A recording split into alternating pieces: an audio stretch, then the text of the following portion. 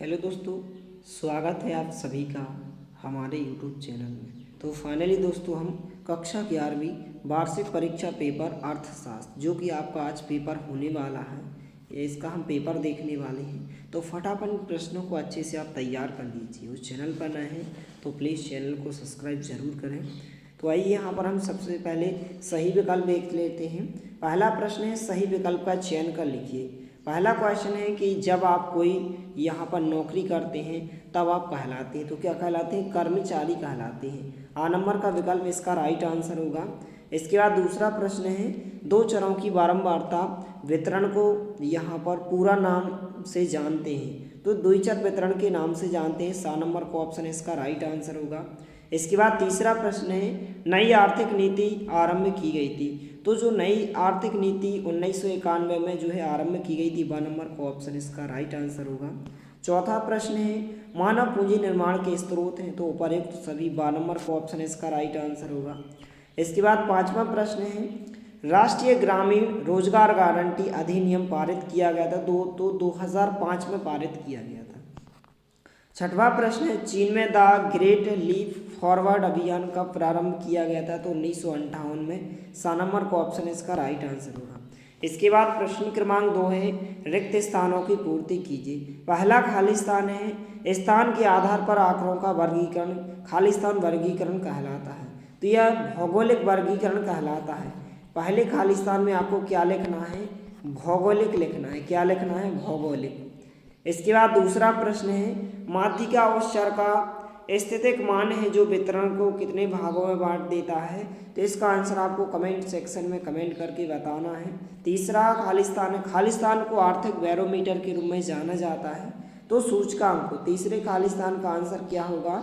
सूचकांक इसका right answer होगा। इसके बाद चौथा प्रश्न है, वर्ष खालिस्तान में शिक्षा का अधिकार कानून बनाया गया, तो वर्ष 2009 में। चौथे खालिस्तान में आपको क्या लिखना है? 2009 लिखना है।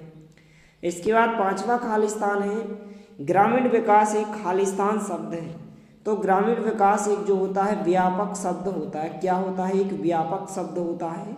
छठवां खालिस्तान है, पृथ्वी और समुद्र के वातावरण के औसत तापमान में वृद्धि को कहते हैं, तो क्या कहते हैं? वैश्विक ताप वृद्धि कहते हैं। क्या कहते हैं? वैश्विक ताप वृद्धि। इस प्रकार से आपको उत्तर में लिखना है, वैश्विक ताप वृद्धि। इस प्रकार से खालिस्तान के उत्तर हो जाएंगे। इसके बाद जो है प्रश्न क्रमांक 3 में सही जोड़ियां दी गई हैं, इनका आप मिलान कीजिए। श्रेणी में सर्वाधिक बार प्रकट होने वाला मान, तो इसका आंसर क्या होगा? बहुलक होगा। पहले का आंसर क्या होगा? बहुलक हो जाएगा। इसके बाद दूसरा है परास विस्तार, तो जो परास विस्तार होता है यह क्या होता है? R बराबर L-N होता है, तो यहाँ पर आ नंबर का ऑप्शन दूसरे का आंसर हो जाएगा, R बराबर L-S। तीसरा है सहसंबंध गुणांक का मान होता है, तो यह मान जो कितना होता है यहाँ पर द नंबर का ऑप्शन हो जाएगा इसका। यहाँ पर इसका जो आंसर होगा -1 से +1 के बीच होता है, तो तीसरे की सही जोड़ी आपको द नंबर से मिलाना है। चौथा है आधार वर्ष सूचकांक का मान, तो आधार वर्ष सूचकांक का मान जो होता है कितना होता है? 100 होता है। ई नंबर से आप मिलाएंगे। टिस्को की स्थापना किसने की थी? तो इसकी स्थापना जो है 1907 में की गई थी, चिपको आंदोलन, और इसका आंसर हो जाएगा हिमालय पर्वत। इस प्रकार से यहाँ पर इन सही जोड़ियों के आंसर हो जाएंगे। चौथा प्रश्न है, सत्य सत्य लिखिए। पहला, सांख्यिकी केवल मात्रात्मक आंकड़ों का अध्ययन करती है, तो यह कथन आपका क्या हो जाएगा? असत्य हो जाएगा। पहला कथन क्या होगा? असत्य होगा। इसके बाद दूसरा है, त्वरण को संचयी बारंबारता वक्र के नाम से भी जाना जाता है, तो यह कथन जो है दूसरा आपका क्या हो जाएगा? दूसरा कथन आपका सत्य हो जाएगा। इसके बाद तीसरा है, शोधकर्ता द्वारा संग्रह किए गए आंकड़ों द्वितीयक आंकड़े कहलाते हैं, तो यह आंकड़े क्या कहलाते हैं? द्वितीयक आंकड़े। यह कथन आपका बिल्कुल असत्य होगा। क्या होगा? असत्य होगा, क्योंकि यह प्राथमिक आंकड़े कहलाते हैं, लेकिन यह कहा गया कि द्वितीयक आंकड़े कहलाती है, तो यह सत्य होगा। चौथा है, श्रृंखलाओं की तुलना के लिए मात्र औसत ही पर्याप्त नहीं है, तो चौथा कथन जो है आपका क्या हो जाएगा? सत्य हो जाएगा। इसके बाद पांचवा है, निजीकरण का तात्पर्य किसी सार्वजनिक उपक्रम के स्वामित्व या प्रबंधन का सरकार द्वारा त्याग से है, तो यह कथन आपका पांचवा बिल्कुल सत्य हो जाएगा। इसके बाद छठवां है भारत का मानव विकास सूचकांक चीन की तुलना में बेहतर है, तो यह कथन आपका क्या होगा, असत्य हो जाएगा। इसके बाद छठवां है जनसंख्या वृद्धि ने पर्यावरण पर भारी दबाव डाला है, तो यह कथन आपका क्या हो जाएगा, सत्य हो जाएगा। इस प्रकार से यहाँ पर आंसर हो जाएंगे। प्रश्न क्रमांक 5 है, एक शब्द या एक वाक्य में उत्तर दीजिए। पहला है चरम पदों की उपस्थिति से कौन सा औसत सर्वाधिक प्रभावित होता है, तो अंक गणितीय माध्य। पहले का आंसर क्या होगा, अंक गणितीय माध्य। इस प्रकार से पहले प्रश्न के उत्तर में आपको अंक गणितीय माध्य लिखना है। दूसरा है परिक्षेपण क्या है, तो इसकी परिभाषा आप सुन लीजिए। परिक्षेपण वह है जो यह दर्शाता है कि वितरण का मान उसके औसत मान से कितना भिन्न है। इस प्रकार से परिक्षेपण वह है जो यह दर्शाता है कि वितरण का मान उसके औसत मान से कितना भिन्न है। इस प्रकार से आपको लिखना है। इसके बाद दूसरा है तीसरा कि सहसंबंध के दो प्रकारों के नाम, तो धनात्मक और ऋणात्मक विचलन। इस प्रकार से आप लिखेंगे। इसके बाद मृदा अपरदन का मुख्य कारण क्या है, तो मृदा अपरदन का मुख्य कारण आप कोई भी लिख सकते हैं, वनों की यहाँ पर अंधाधुंध कटाई। इसके बाद पांचवा है सीएनजी का पूरा नाम क्या होता है, तो सीएनजी का पूरा नाम यहाँ पर आप लिखेंगे कंप्रेस्ड नेचुरल गैस। इस प्रकार से आपको उत्तर लिखना है कंप्रेस्ड। इस प्रकार से आप उत्तर लिखेंगे कंप्रेस्ड नेचुरल गैस। इस प्रकार से आपको उत्तर लिखना है कंप्रेस्ड नेचुरल गैस। इस प्रकार से आप उत्तर लिखेंगे कंप्रेस्ड नेचुरल गैस। इस प्रकार से आंसर होगा। इसके बाद किस देश में एक बच्चे की नीति जो है घोषित की गई थी, तो चीन की। इस प्रकार से, और लास्ट का आंसर आप कमेंट सेक्शन में या फिर आप ढूंढकर इसको तैयार कर सकते हैं। इसके बाद इन प्रश्नों को देख लीजिए। सभी प्रश्नों को आपको पढ़कर जाना है, अच्छे से तैयार करके जाना है। तो छठवां प्रश्न है उपभोग का क्या अर्थ है, अथवा का क्वेश्चन है आर्थिक और अनार्थिक क्रिया में अंतर कीजिए। इसके बाद सातवां प्रश्न है प्राथमिक आंकड़े कैसे एकत्रित किए जाते हैं, इसके अथवा का क्वेश्चन है द्वितीयक आंकड़ों के संग्रह के स्रोत लिखिए। आठवां क्वेश्चन है यहाँ पर राष्ट्रीय प्रतिदर सर्वेक्षण संगठन क्या करता है। अथवा का क्वेश्चन है सतत चर के दो उदाहरण लिखिए। इसके बाद नौवां क्वेश्चन है समांतर माध्य की विशेषता लिखिए।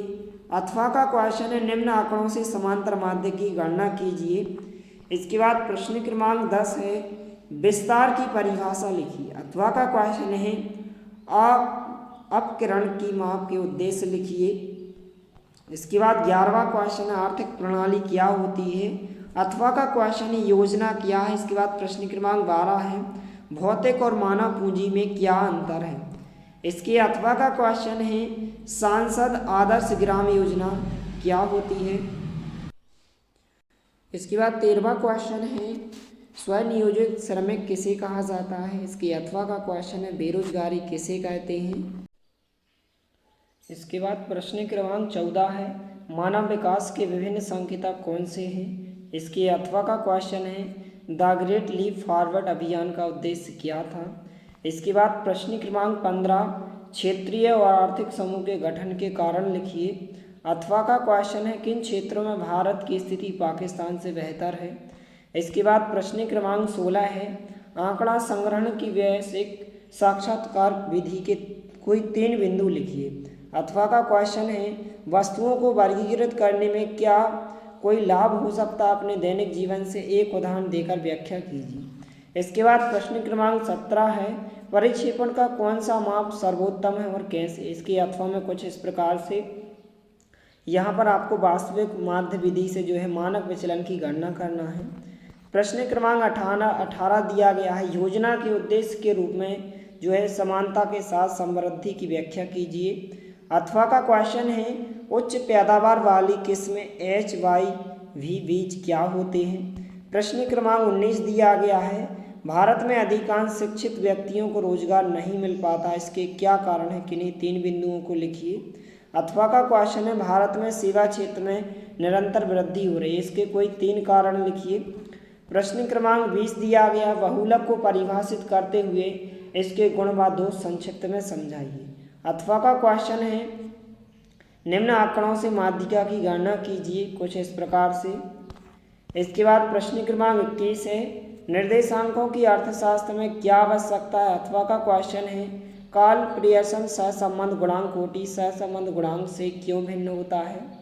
इसके बाद प्रश्न क्रमांक 22 कुछ इस प्रकार से है, रिजर्व बैंक व्यावसायिक बैंकों पर किस प्रकार नियंत्रण रखता है। इसके अथवा का क्वेश्चन है, भारत में आर्थिक सुधारों की आवश्यकता क्यों पड़ी।